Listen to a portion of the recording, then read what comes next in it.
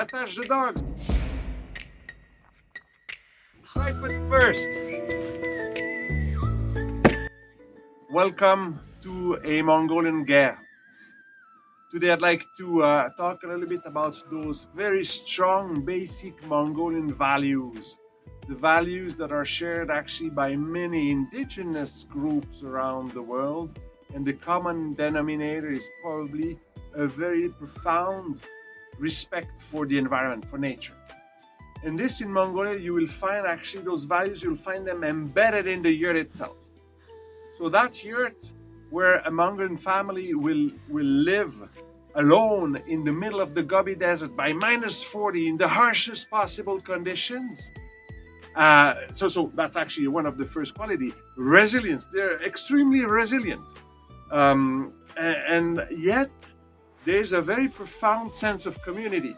So much so that you don't knock on the yurt's door. When you get close to the yurt, you say, attach the dogs to manifest your presence, but you don't knock on the door because you're always welcome in the yurt. So resilience, sense of community. And then come on in and you'll see that the yurt is a representation of the world. So you enter with your right foot first in the yurt and you'll go clockwise in the circle. You'll be following the sun that shines in the yurt during the course of the day. The north is the most respected place. All the cardinal directions have their importance, and the dome is the connection to the universe.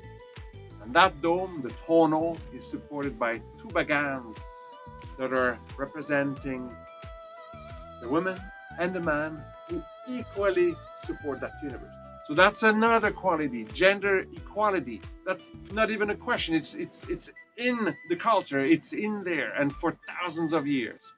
And the tono, the dome, is also very interesting.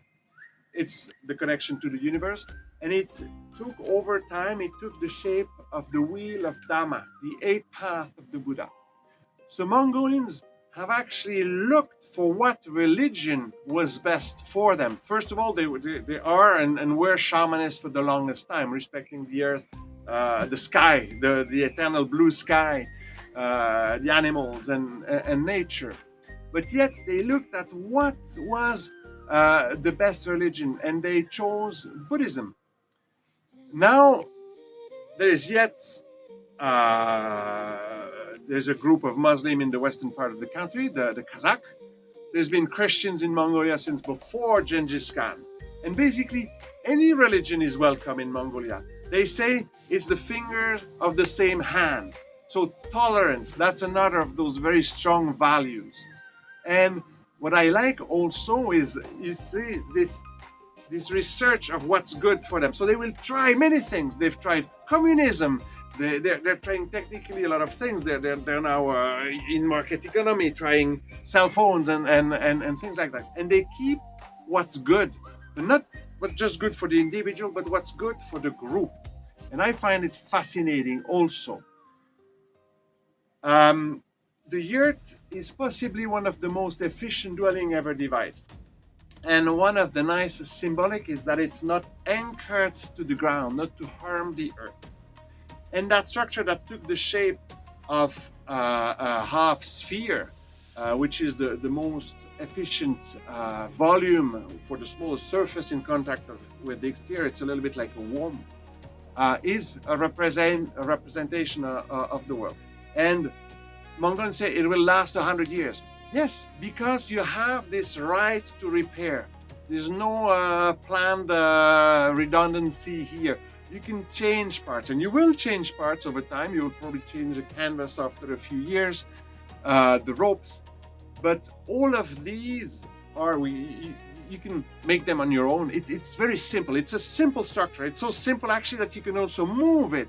So you're not bound to one area. You have this fabulous possibility to move if you're not at the right place anymore. And when you move, you don't leave any footprint. Mongolians will sweep the floor, will sweep the ground and make sure that they don't leave anything behind.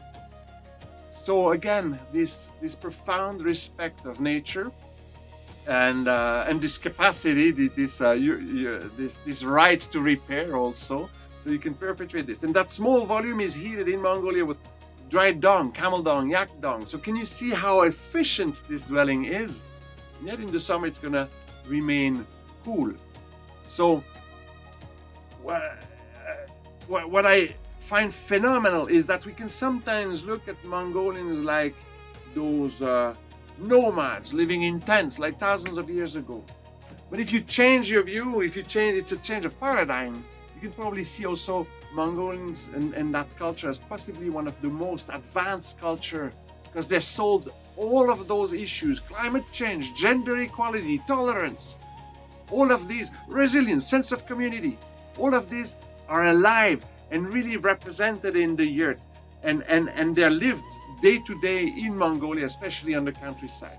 And Mongolians, there's actually 98% of literacy in Mongolia. So 98% of people that can read and write, and that's for a nomadic culture. Isn't that phenomenal?